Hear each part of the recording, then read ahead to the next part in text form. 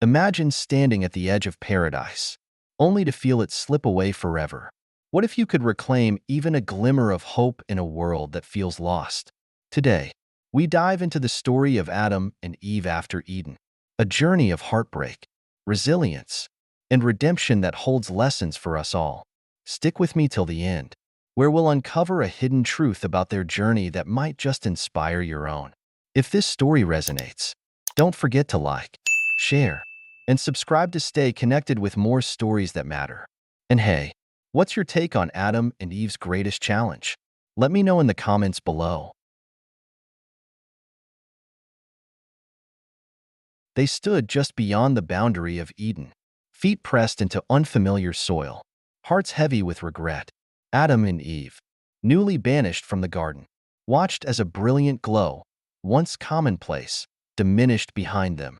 The cherubim, swords of flame held aloft, guarded the entrance, blocking any return. Just days ago, they walked in perfect harmony with their Creator, bathing in light and truth. Now, a chill wind rose, stirring dust at their feet, reminding them that paradise was lost. Eve squeezed Adam's hand. He felt her tremble, and in that trembling he sensed the weight of what they had done. Ahead lay a landscape of rugged hills and thorny undergrowth, no gentle streams and blossom-laden trees to grace their way. For the first time, they felt hunger gnaw at their bellies, and thirst parch their throats. Time began to press down upon them. They felt older somehow, more mortal. They carried knowledge they never asked for, a burden of guilt and longing. Adam glanced back at the shimmering horizon, wondering if a single whispered plea could undo this fate. Yet silence met his query. Though cast out, they were not entirely abandoned. There was a promise, vague, distant, of one who would someday set things right. It was a faint star in a darkening sky, but it was something. Eve drew a shawl of woven leaves around her shoulders, trying to block out the sudden chill. Adam steadied himself, resolved to find shelter, water, and perhaps even the seeds of a future. They turned away from Eden and began their slow, uncertain journey into the unknown. Each step was laced with sorrow, yet sprinkled with a hard-fought hope.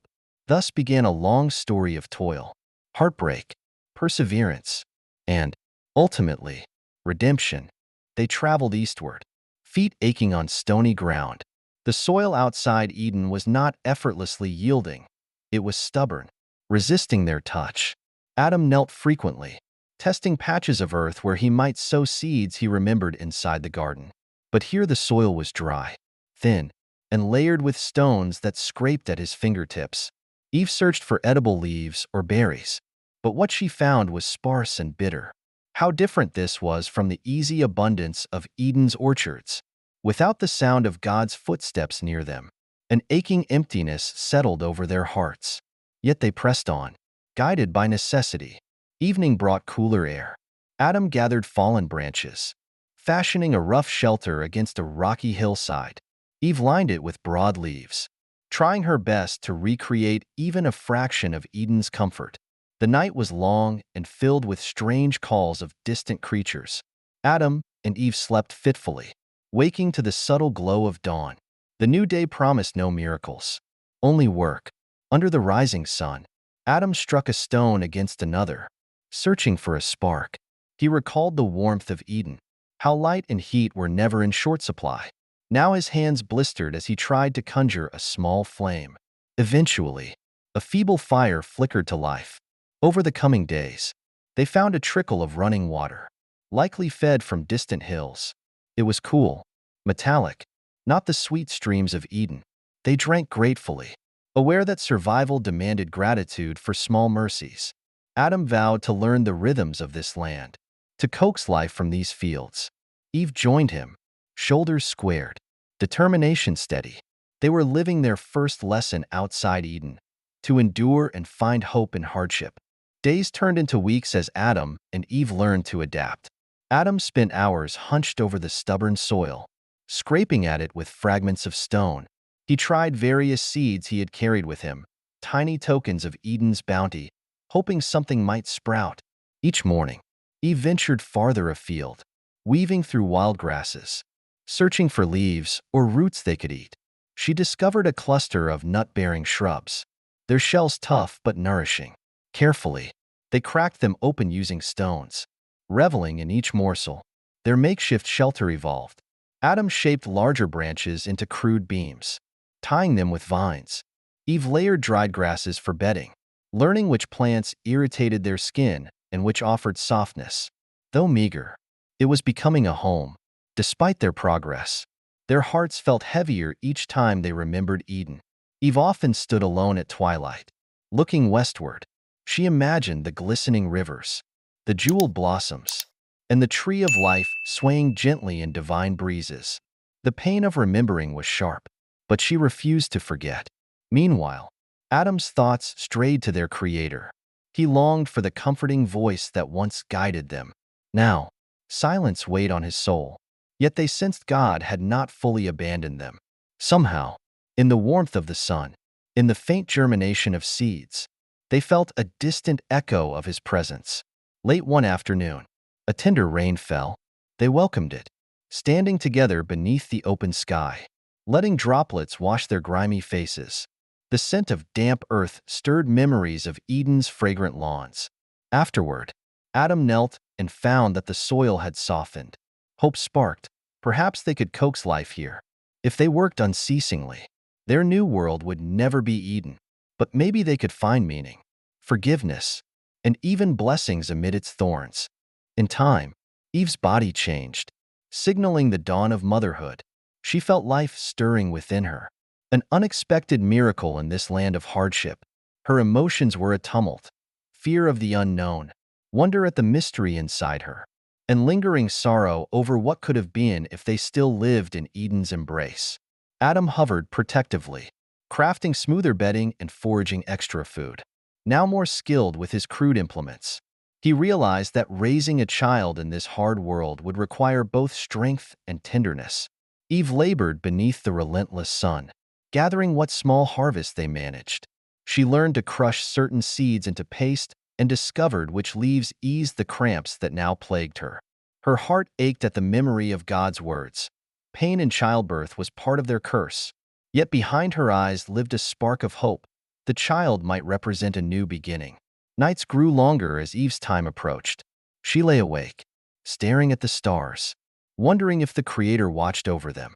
Adam spoke softly, his voice weaving gentle stories of Eden's wonders, recalling how leaves once shimmered with heaven's breath.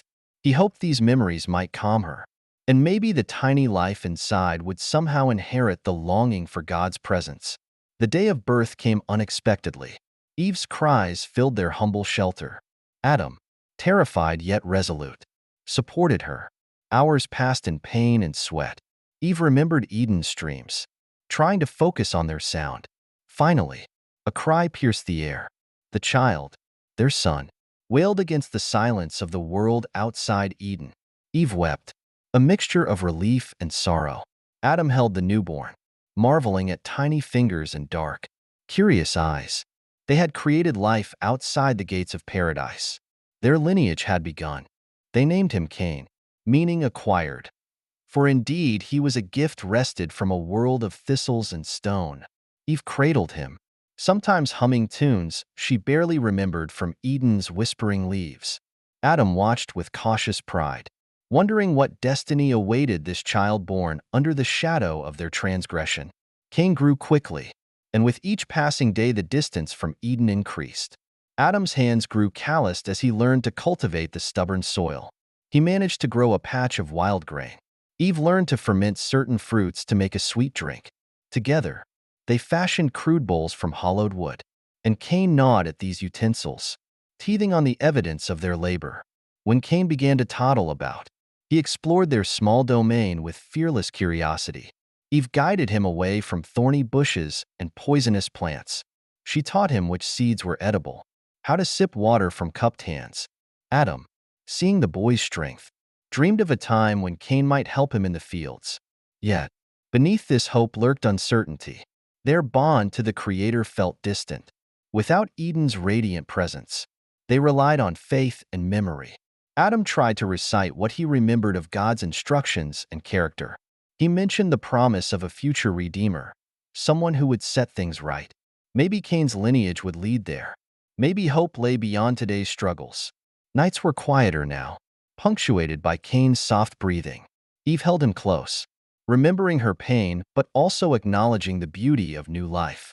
Under the star-sprinkled sky, Adam whispered prayers, though he felt no immediate response.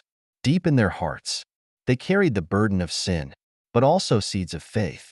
In Cain's laughter and tiny footsteps, something new and wondrous had begun. Over the seasons, Eve's belly swelled again. Another child grew within her, bringing both joy and tremors of fear. This time, though, the fear was tempered by experience.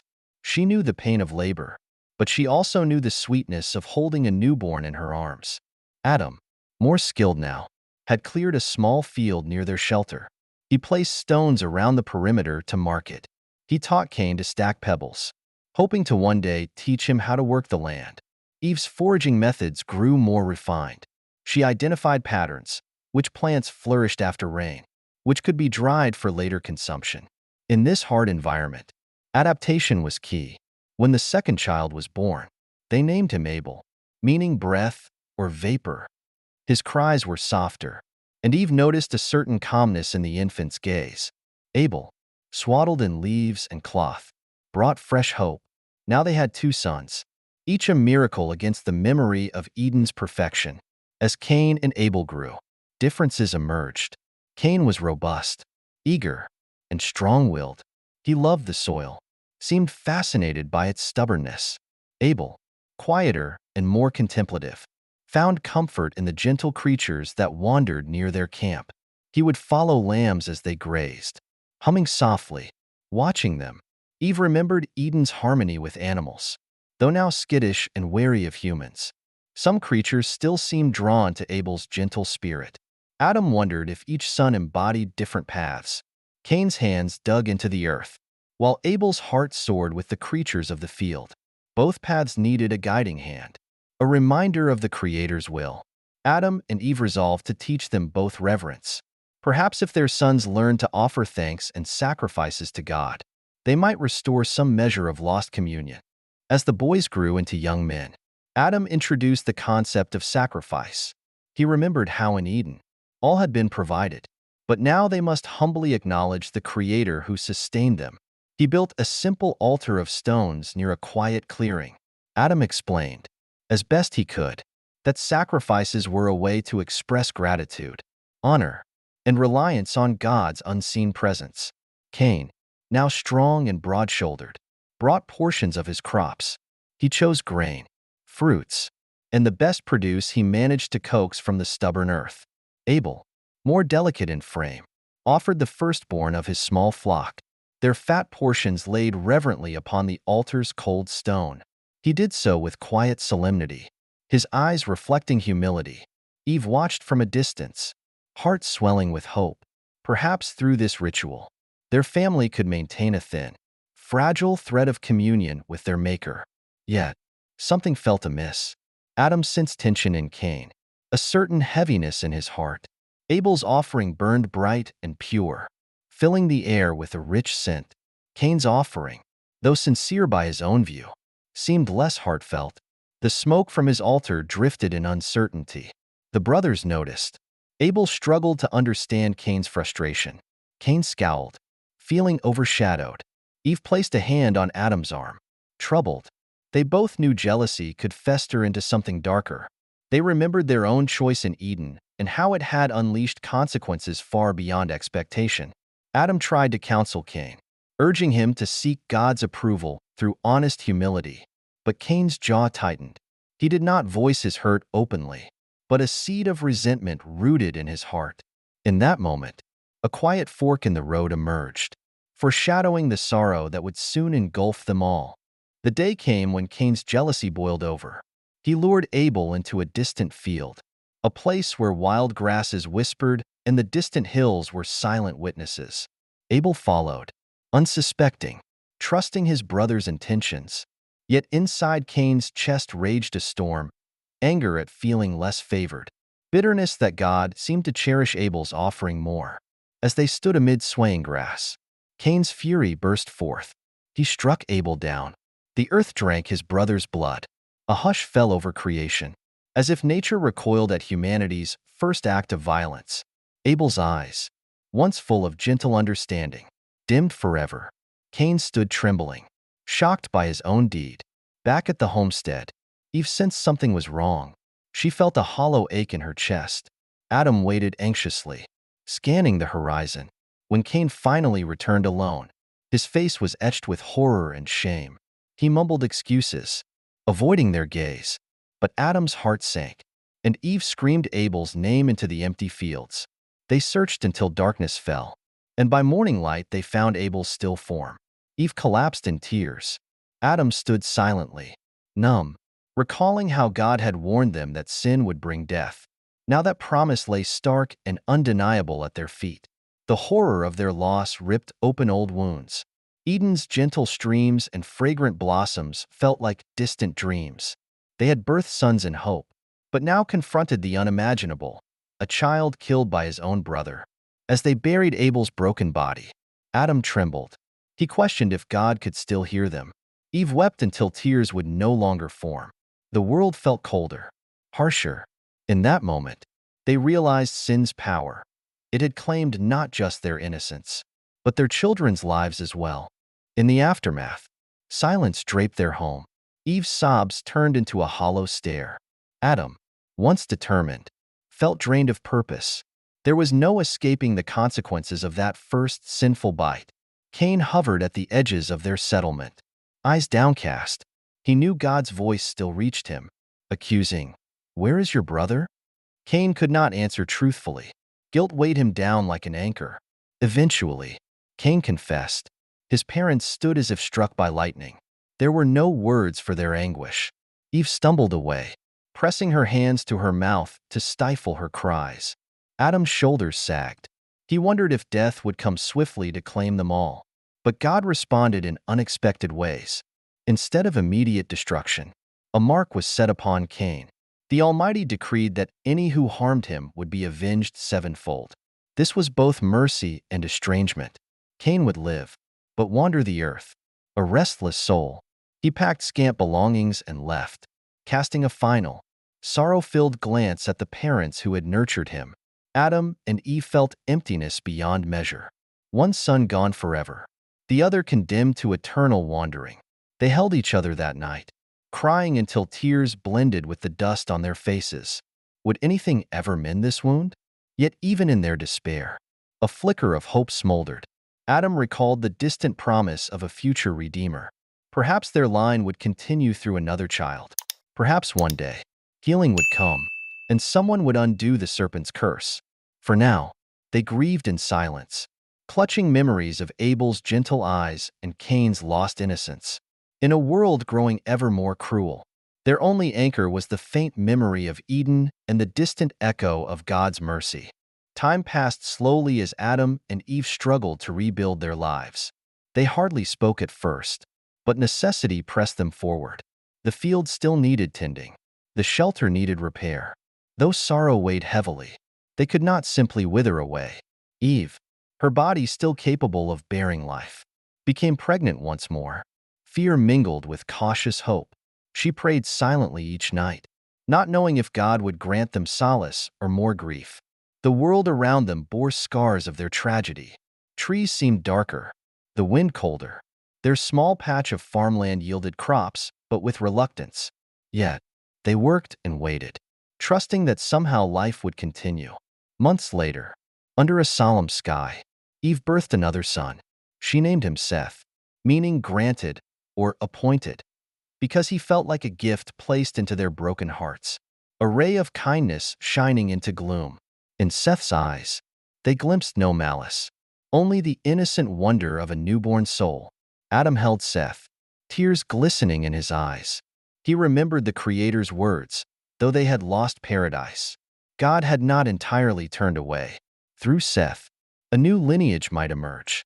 Perhaps Seth's descendants would honor the Almighty, learn from past mistakes, and uphold righteousness. Eve found a measure of peace in caring for Seth. She hummed lullabies again, her voice trembling but sincere. In the stillness of early dawn, Adam would walk the fields, pondering the fragile resilience of their family.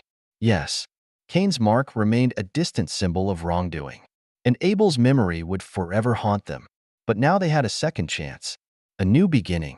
Their faith, battered and worn, still clung to the promise of future redemption. A seed of hope had been planted anew, ready to take root in wounded hearts. The years unfurled like a tapestry woven from hardship and perseverance. Seth grew steadily, a quiet child who listened more than he spoke. Adam and Eve had other children as well, daughters and sons who spread out around their simple homestead, forming the roots of a growing clan. The small community worked together, fashioning better tools from flint, hollowing out gourds for storage, weaving fibers into sturdier clothing. They experimented with different seeds, learning which crops yielded the most nourishment. It was slow, painstaking progress, but progress nonetheless. Adam took on the role of teacher. He gathered his children and grandchildren beneath a broad tree, its leaves shimmering in the waning light. There, he spoke of Eden, though his voice sometimes cracked with emotion. He insisted they must remember. He described the fragrance of flowers, the taste of perfect fruit, and the sound of God's footsteps. He recounted how sin entered their lives, how it twisted human hearts and turned brother against brother. Eve often joined these gatherings, adding her gentle counsel. She urged them not to lose hope, to remember that the pain they faced was not the end of the story. A promise lingered in the air, a descendant who would crush evil's head. Although they did not know how or when, this promise sustained them. Over time, their clan expanded. Huts sprouted up around the main shelter. Smoke curled from small cooking fires, and laughter mixed with the sounds of labor. Children played in the fields, chasing one another among the trembling stalks of grain. Within this fragile peace, echoes of Eden's harmony glimmered faintly.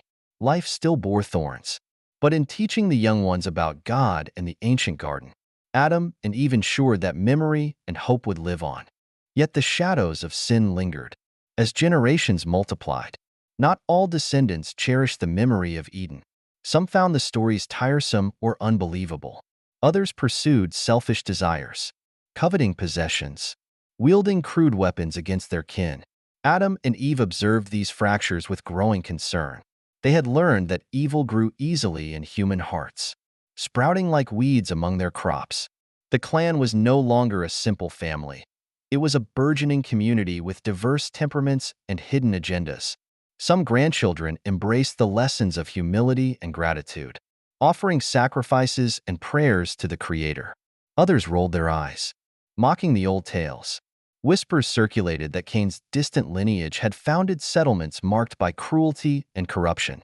These rumors unsettled Seth, who strove to guide his offspring toward righteousness. Eve, now older, often sat quietly beside a fire, listening more than she spoke. Her once black hair was streaked with gray. Adam's steps had slowed, but his voice, though softened, still carried authority. He gathered his family often, urging them to remain true to God's ways. He recounted the tragedy of Abel to show how quickly anger could lead to horror. He reminded them that sin's consequences were no myth. They had witnessed it firsthand. Despite their pleas, some turned away, drawn to easier paths, indulging desires without regard for holiness. Adam and Eve suffered these disappointments deeply, remembering that the world outside Eden had no shortage of temptations. Still, they persisted, quietly, steadily. They sought to keep alive a vision of a better future, even as night fell and discordant voices rose within their wider kin. Adam and Eve nurtured a fragile hope.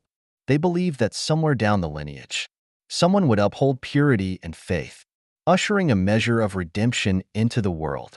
With the passing of years, Adam decided to create a place of remembrance, a small grove that would serve as a living testament to Eden's lost perfection. He selected a patch of fertile ground by a gentle stream and planted saplings carefully, one by one. He hoped the grove would reflect a fraction of Eden's beauty. Eve joined him, weaving vines into a rough arbor. Together, they arranged stones that symbolized the altar of old, where offerings could be made with grateful hearts. The grove became their sacred space, a quiet retreat where those who still believed could come to remember God's goodness. They instructed their children and grandchildren to water the young trees, protect them from pests, and keep the area free of thorns. This labor mirrored their spiritual duty, nurturing faith, weeding out bitterness and despair. Over time, the grove flourished. Leaves rustled softly in the breeze. The stream hummed a gentle lullaby. Certain evenings, when the clan's work was done, families would wander through the grove's dappled shade. Adam or Eve would speak softly of Eden, describing colors and fragrances long gone. In the cool twilight, listeners felt a quiet reverence stirring in their chests. Yet, not all came with respectful hearts. Some scoffed at these efforts. They claimed the grove was foolish nostalgia for a paradise that would never return. Adam remained calm, reminding them that remembering the past was not weakness, it was wisdom. To forget Eden was to forget the cause of their suffering and the hope of redemption. In the grove, Adam and Eve found solace. Here, their memories were honored rather than mocked. Here, prayers rose like fragrant incense. The old couple's voices grew gentler with age, but their message never wavered. Remember, repent, and hope. As Adam advanced in age, he felt a mounting urgency to convey the depths of Eden's reality. Words alone seemed insufficient. He tried to evoke the divine presence they once knew by describing the unique light that never wavered, the chorus of life that never clashed. He told them how, before sin, creation thrived in peaceful unity with its creator, and humankind stood as stewards, not tyrants. Many listened attentively, especially the younger generations who had never known a world without pain. They asked thoughtful questions. Did the animals speak?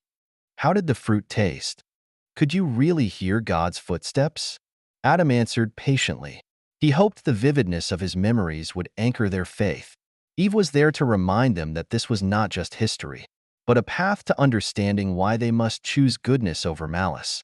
Together, they stressed that Eden's memory wasn't to shame them, but to guide them toward the promised redemption. In their grove and through these stories, they nurtured the idea that humankind's destiny was not fixed in cruelty. A Redeemer would come. This Adam proclaimed with trembling voice. Though Adam did not know the details, he clung to the Creator's first promise, that one day the serpent's head would be crushed. By whom, when, or how was unclear. Yet he believed wholeheartedly. Many children left these gatherings thoughtful, carrying images of a world without suffering, even if they couldn't fully comprehend paradise. The seeds of longing for holiness were planted in them. Yet Adam felt time pressing in. His joints ached, and his once strong frame bent under age's weight. He carried the burdens of centuries, aware that soon his voice would grow silent. The urgency to pass on Eden's legacy and the promise of hope intensified with each passing dawn. Over time, their modest homestead expanded into a small community. Rough huts turned into slightly sturdier structures of mud and woven reeds. Simple irrigation ditches carried water to the crops. Tools improved, stone edges sharpened, baskets woven tighter. People worked together, though tensions sometimes flared. Adam and Eve observed these changes with mixed feelings. On one hand, humanity was learning to bend the world to its needs. They devised ways to store grain, herd animals, and heal wounds with herbal remedies. On the other hand, Eden's effortless abundance had vanished. Every advancement came through struggle and sweat. Adam's fields were productive, but demanded constant vigilance. He fought weeds and pests, learned the best times to plant and harvest. He taught his descendants that nothing came freely now. Eve experimented with different fibers for weaving cloth, crafting garments that protected from the elements. She distilled oils from certain seeds to ease aches and pains. They had adapted remarkably, but it was adaptation born of hardship. Sometimes, after a long day's work, Adam would rest his weary limbs against a tree trunk and remember the hush of Eden's perfection. Those memories never lost their luster, but they now mingled with acceptance. Yes, their world was flawed.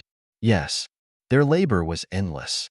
But they persisted because they believed in the coming redemption. They learned that love required effort, loving one another, loving their descendants, and loving a future they would never see fully realized. In this slow, grinding march of progress, Adam and Eve recognized a subtle grace. Though outside Eden, they weren't entirely forsaken. The Creator, though distant, had not severed the line of hope. Through their toil, they learned resilience. Through their sorrows, they learned empathy. Through their fading memories, they preserved the dream of restoration. As more years passed, sickness and frailty touched their community. Illness came in waves, coughs, fevers, strange rashes. Some survived, others did not. Adam and Eve encountered a new kind of pain, watching their descendants suffer from ailments unknown in Eden. They tried remedies, poultices of mashed leaves, teas brewed from bitter roots. Sometimes these helped, other times they did not. The community learned the harsh reality of mortality. Adam noticed lines deepening on Eve's face and realized he, too, felt weaker. He had lived far longer than any modern reader might imagine, nearly a millennium as Scripture would later record. But the toll of years weighed heavily. His back ached. His hands shook slightly when he held tools. Eve's hair, once lustrous, now mostly silver, framed eyes that had wept countless tears. Though they still remembered Eden's radiant health, it seemed like a distant dream. They accepted that this fragile existence was their lot. Yet, not all was gloom. The community rallied together when illness struck. They shared what food they had, comforted the dying, and tended the weak. Compassion grew from hardship. Eve consoled grieving mothers, holding their trembling hands and whispering gentle reassurances. Adam gathered the able-bodied to improve shelter designs, keeping out rain and cold more effectively. Through suffering, they learned solidarity. Faith became a balm. Those who still believed in God's promise turned to prayer. They asked for mercy, healing, or at least the strength to endure. Even when prayers seemed unanswered, they discovered solace in surrendering their fears. Perhaps this, too, was part of life's lesson outside Eden, to find meaning in perseverance. Adam and Eve did not forget the original warning in the garden. Death's shadow was long, but they clung to hope that this was not the final word. Here's a question for you.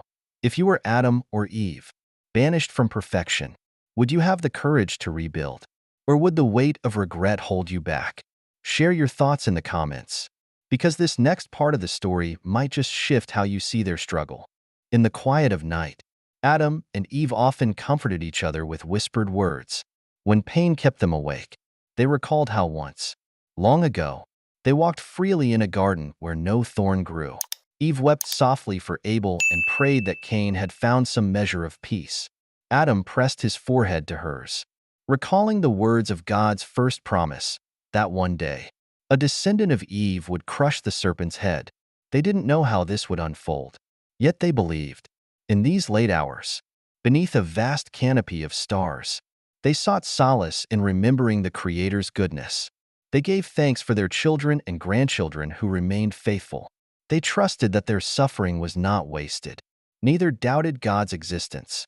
Though his voice seemed distant, they understood that their choice in Eden had consequences that could not be undone easily.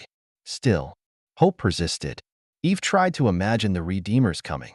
Would it be a direct descendant of Seth, or one far in the future?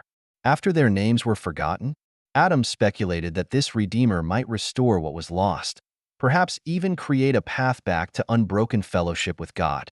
Together, they whispered prayers of forgiveness, asking the Creator to guide their family toward righteousness. They sought courage to bear their burdens and wisdom to pass on their lessons. Though they saw violence, greed, and suffering in their extended clan, they also saw kindness and resilience. They clung to every sign of virtue as evidence that evil had not utterly triumphed. By dawn, their hearts settled into a calm resolution. They would meet whatever came with unwavering faith. The darkness outside reminded them that morning always followed. In a world marred by sin, they still dared to believe in redemption. Disputes flared among grandchildren who had never known the first generation's closeness. Some argued over land boundaries, others over trading surplus grain. Adam stepped in when he could, urging fairness, reminding them they were kin. Eve offered gentle counsel, encouraging empathy, yet not all heeded their words. Among the extended family, pride and envy brewed. Weapons, little more than sharpened stones or shaped bones, found their way into angry hands. A few incidents of violence erupted, though none as tragic as Abel's murder. Still, every raised hand against a brother reopened old wounds. Adam and Eve watched helplessly as their descendants repeated patterns of sin. They warned them, "Look how easily hatred can consume you. We have seen it before." Some listened, others shrugged. The world they had birthed was complex, marked by a constant struggle between good and evil. Yet, amidst the darkness, sparks of kindness endured. Grandchildren helped each other during harvest. Neighbors gathered to sing old songs at twilight. A few young ones, thoughtful and patient, reminded Adam and Eve of Abel's gentle spirit. This interplay of darkness and light tore at Adam's aging heart. He realized he could not force goodness upon them. They had free will, just as he once had. All he could do was guide, warn, and pray they would choose wisely. Eve found herself kneeling in the grove, touching the smooth bark of young trees. Praying silently, she asked that the Creator's promise still held true. She begged that future generations might learn from past mistakes. In these struggles, Adam and Eve saw a microcosm of humanity's plight. They understood now that their legacy included both blessings and burdens. Still, they persevered, offering counsel, cherishing moments of peace, and guarding the fragile hope entrusted to them. Age weighed more heavily upon Adam as centuries passed. He felt a hollowness in his bones, a persistent ache in his joints. He understood mortality now. It was an ever-present reminder that they were dust. He resolved to pass on their history and teachings in a more structured way, ensuring the stories would survive even when his voice fell silent. He gathered the clan's most attentive young adults, teaching them to memorize the lineage, from himself and Eve down through Seth's line. He recounted Eden's glory with vivid detail, insisting they preserve its memory. He emphasized the importance of honoring the Creator, offering sacrifices with sincerity, and seeking forgiveness when they erred. Some among this new generation took their roles seriously, committing every word to heart, determined to keep the flame of truth alive. They asked Adam for specifics: the shape of Eden's leaves, the hue of its rivers, the sound of God's voice. Adam answered patiently. He told them about the promise of a future Redeemer who would restore what was lost. He explained how humanity's failings pointed to a greater need for divine intervention. In these lessons, Adam found a strange comfort. He could not live forever, but his words might. Through them, future children could learn from his mistakes. Perhaps they would cherish righteousness and reject violence. Perhaps they would nurture faith in the promised deliverer who would one day appear. Eve supported him, often present at these teaching sessions. Adding her perspective, she encouraged compassion, reminding them that the Creator was merciful. Though they had never regained Eden's purity, they were not utterly forsaken. In this quiet transfer of knowledge, Adam and Eve fulfilled a final duty. As their strength waned, their legacy solidified, a heritage of memory, faith, and hope. Eve's strength began to fail. Her steps grew slower, her voice softer. She spent more time resting, leaning against smooth tree trunks or lying on woven mats. She knew her days were numbered. Instead of despair, she chose to gather her family one last time. Word spread among the clan. The mother of all living wished to speak. They gathered in a wide circle beneath the grove's canopy. Children clung to parents. Elders stood solemnly. Eve's silver hair caught the fading light as she addressed them. She recounted the paradise they had lost, how she and Adam once walked fearlessly in the Creator's presence. She confessed their disobedience and its dire consequences. In a trembling voice, she spoke of the serpent's deception and the curse that followed. Tears rolled down her wrinkled cheeks as she described Abel's death and Cain's exile. Her words were heavy, yet not without hope. She reminded them of the promise that one day, a descendant of hers would crush the serpent's head, restoring what had been broken. Though she would not live to see it, she believed in it with unwavering conviction. Eve pleaded with them to hold fast to faith, to nurture kindness, to resist the lure of violence. She urged them to teach their children and their children's children about Eden and the Creator's goodness. Let not the memory fade, she begged, for in remembrance lay the seeds of redemption. The clan listened, many weeping softly. Some knelt, pressing their foreheads to the earth. Eve's words hung in the twilight air like music, bittersweet and profound. When she finished, silence reigned. She had poured out her heart, leaving them with a sacred charge. That night, Eve lay down to rest, soul weary but at peace. The dawn would find her spirit gone. At sunrise, the clan discovered that Eve had slipped quietly from life's grasp.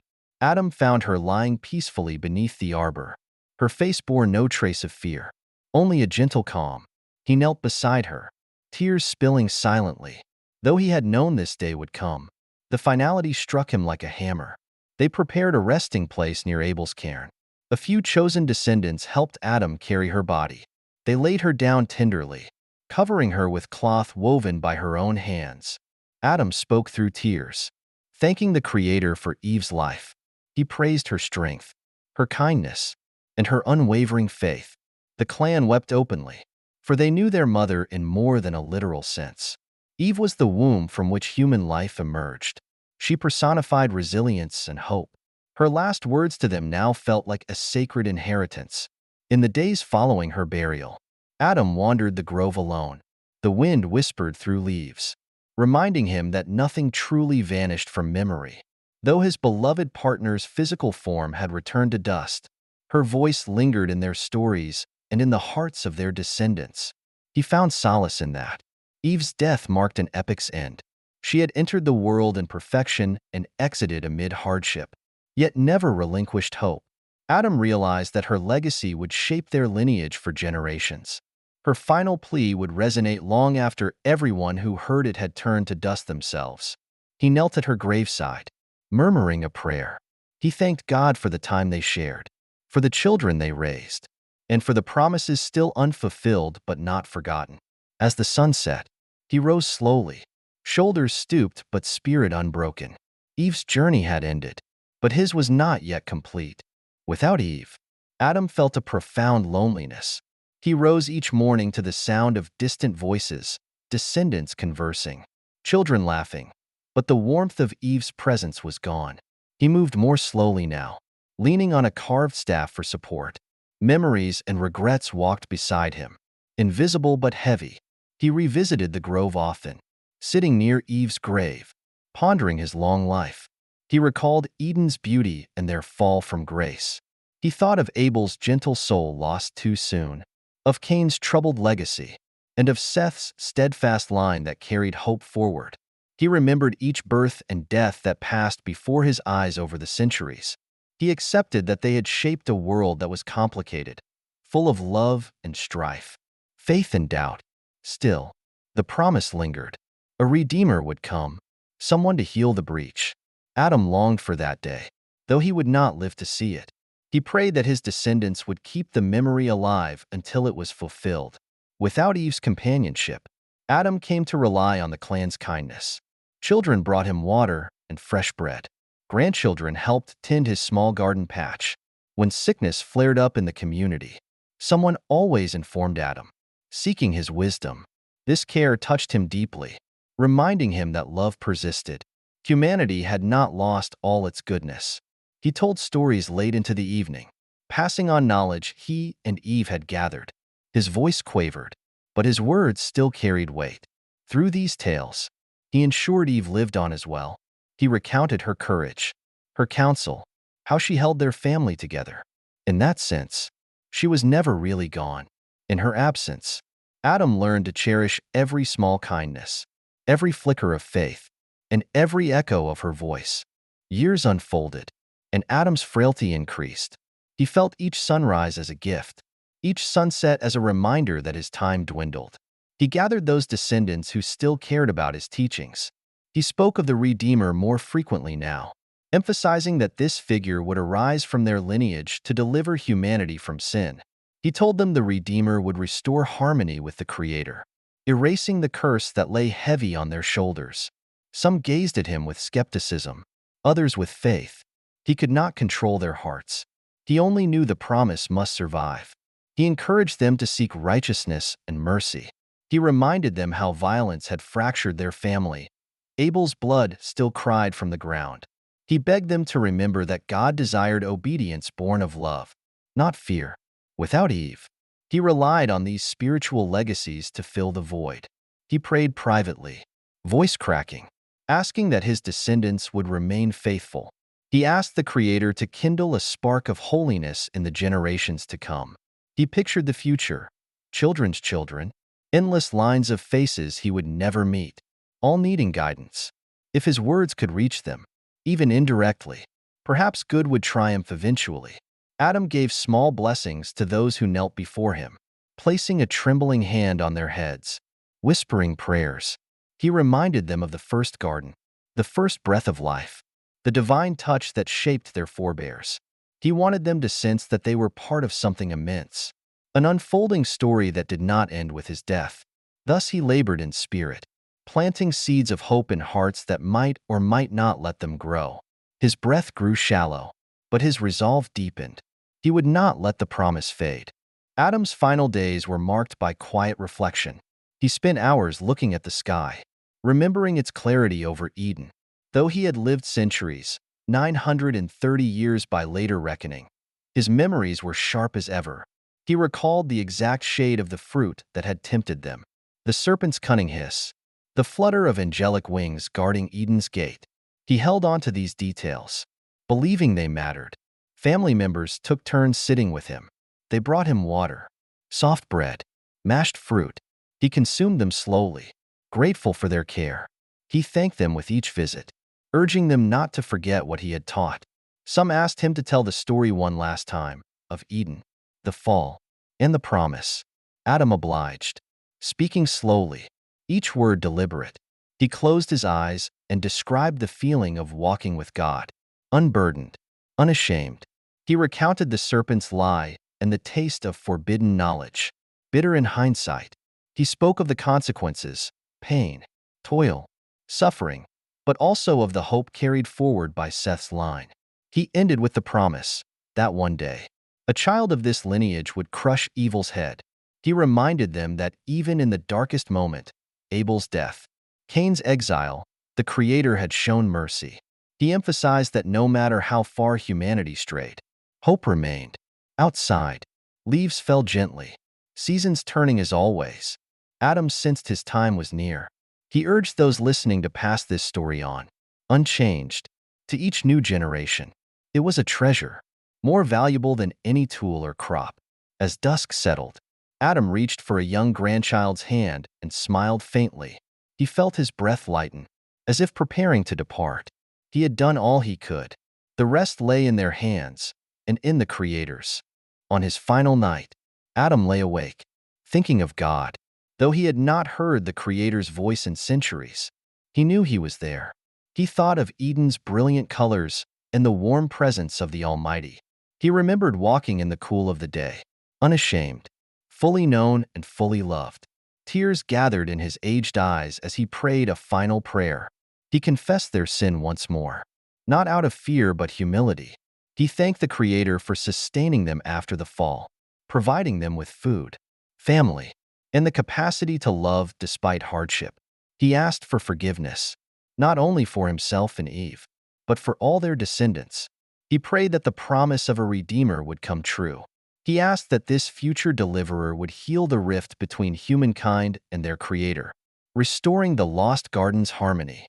Adam's body was weak, but his spirit felt oddly light. He understood now. The long years of toil and sorrow were not punishment alone. They were also lessons in endurance, faith, and compassion. Humanity had learned to persevere and care for one another. He closed his eyes, envisioning the Redeemer as a distant star, slowly rising. He imagined fields free of thorns, laughter without malice, love unclouded by sin. He trusted that one day, distant generations would experience what he could only remember. As dawn approached, Adam's breathing slowed. He felt a gentle warmth enfold him. No voices spoke, but he sensed peace settling over him. In that quiet moment, between night and morning, the first man released his last breath, returning to the dust from which he had been formed. His final thoughts were not of regret, but of hope, shimmering beyond the borders of his mortal life. When the clan discovered Adam's still form, They wept as they had for Eve. Yet this was different. Adam's presence had been a constant, an ancient witness to their origins. Without him, they felt as though a pillar had crumbled.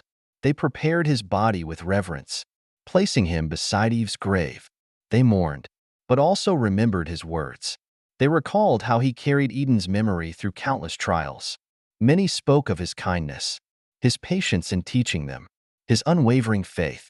As they lowered him into the earth, they acknowledged that an era had ended. Adam and Eve were both gone now, their voices silenced. But their legacy lived on in the stories carefully preserved. Seth and other faithful descendants led the community in prayer, asking the Creator to bless Adam's return to dust. They vowed to keep telling the stories, to remind each new generation of Eden, the fall, and the promise. In doing so, they ensured Adam would never truly disappear. They marked his grave with a ring of stones. Nearby, the grove rustled quietly, as if nature itself mourned the first man's passing. Some descendants lingered, placing flowers, murmuring farewells. Others stood back, gazing thoughtfully. They realized that without Adam, the responsibility to keep faith alive fell more heavily on their shoulders. Night came, and the clan lit a communal fire. They sang low, wordless melodies, trying to capture something of Adam's gentle spirit. Sparks rose into a star-filled sky, bridging earth and heaven. In that flickering light, they sensed a continuity beyond death. Adam had taught them well. Life was not only about struggling for survival, but striving for holiness, remembering their origins, and believing in a redemption yet to come. The clan dispersed slowly, carrying Adam's legacy into the uncertain future. In the years following Adam's death, the clan honored his memory by gathering regularly in the grove. Elders took turns retelling the story of Eden, ensuring every child learned it by heart. The narrative became a kind of spiritual anchor, explaining why they toiled, why they loved, why they hoped. They introduced simple rituals, offerings placed on the altar stones, prayers spoken at sunrise, blessings given to newborns. Some fashioned wooden carvings representing Adam and Eve, not as idols, but as reminders of their origins. They did not worship these figures. Instead, they used them to illustrate their lineage, weaving morality lessons into the fabric of daily life. As the population grew, some wandered far, establishing new settlements near distant rivers and hills. Yet they carried the story with them, passing it along like precious seed. Occasionally, messengers returned, reporting how other groups forgot the tale or twisted it. That saddened the faithful, who understood that memory was fragile.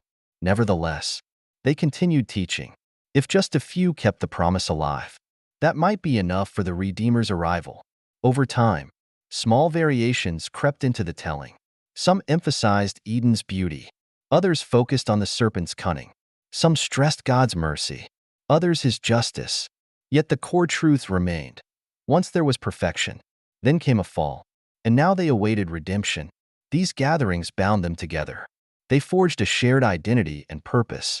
Children who heard the stories felt connected to something ancient and meaningful. Through these traditions, Adam and Eve's legacy did not fade but deepened.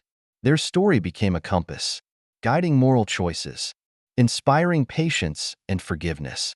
Though countless tears would still be shed, and countless struggles awaited future generations, this narrative lit a small but persistent lamp against the world's encroaching darkness.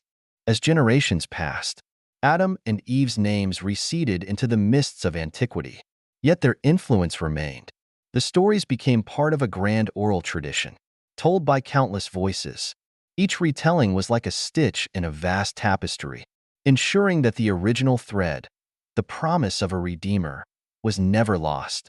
The clan's descendants learned to chart the seasons, domesticate more animals, cultivate diverse crops. They built slightly stronger homes and ventured to distant lands. Knowledge accumulated slowly, incrementally. Yet despite all advancements, life remained a struggle against nature's indifference. Still, a reverence for the distant memory of Eden tempered their ambitions. They knew perfection once existed, so they understood what they lacked. This kept pride at bay, reminding them that their achievements could never fully restore what was lost. Among some groups, devotion deepened. They sang hymns that blended old memories with new hopes. They devised symbolic dances, moving in patterns that represented Eden's order and humanity's fall. Symbols grew elaborate, but the core truth endured. Humanity had strayed from God, but the story was not over. Others drifted away, fascinated by foreign gods or new philosophies that promised power. Yet even then, echoes of the old tale persisted.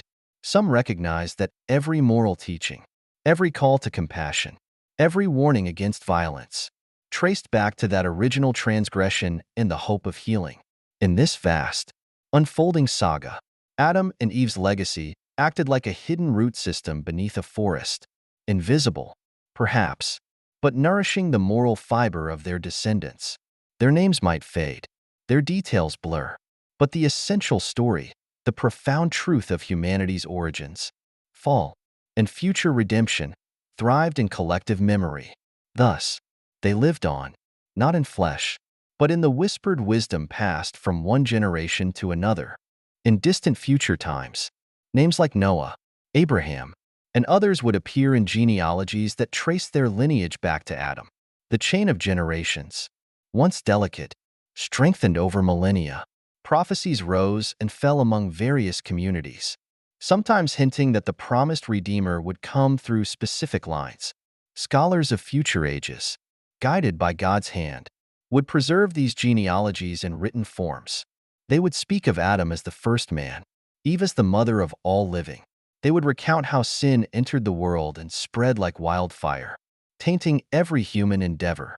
Yet, amidst that darkness, they would also record how God continually reached out, forging covenants, guiding chosen individuals, and directing the course of history toward a single point of convergence, the birth of the one who would save them.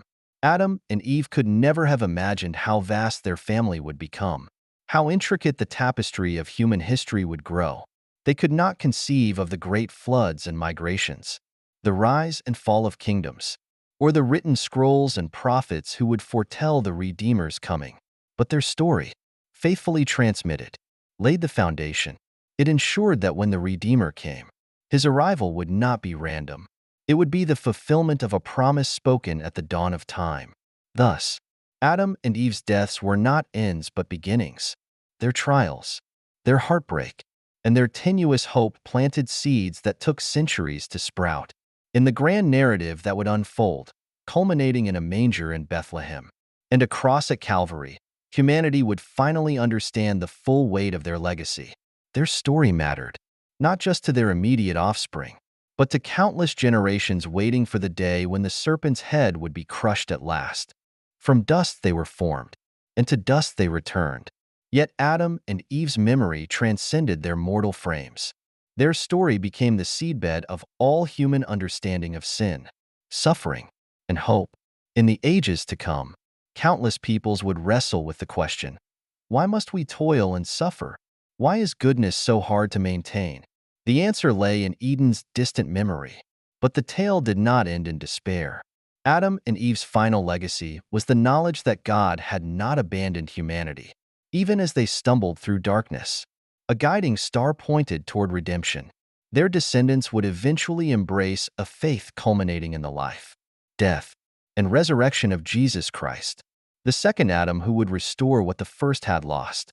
In that ultimate fulfillment, the sorrow of Eden's departure would be healed. The Redeemer would bridge the chasm between God and humankind, granting eternal life and reconciling creation to its Maker. Adam and Eve, though gone for millennia, would remain spiritual parents to all who sought meaning in this fractured world. Each generation that bowed in prayer, confessed sins, and longed for restoration stood on the foundation laid by these first ancestors. Thus, their final moments, marked by regret, repentance, and unyielding hope, became the initial chapters of a far greater narrative. They had failed, but they had not destroyed the Creator's plan. They had fallen, but the promise of redemption was stronger than their sin. And so, their deaths were not just conclusions, but turning points, ensuring that the human family's story would continue toward a future where Eden's harmony would be restored. May we remember them, not just for their errors, but for their enduring hope. In that memory lies the promise that goodness shall triumph in the end. The story of Adam and Eve reminds us that even in the face of unimaginable loss, hope and redemption are possible. If you found meaning or inspiration in their journey, let's keep the conversation going. Drop your thoughts in the comments. Don't forget to like, share, and subscribe. And let's explore more stories that connect us all to the greater journey of life.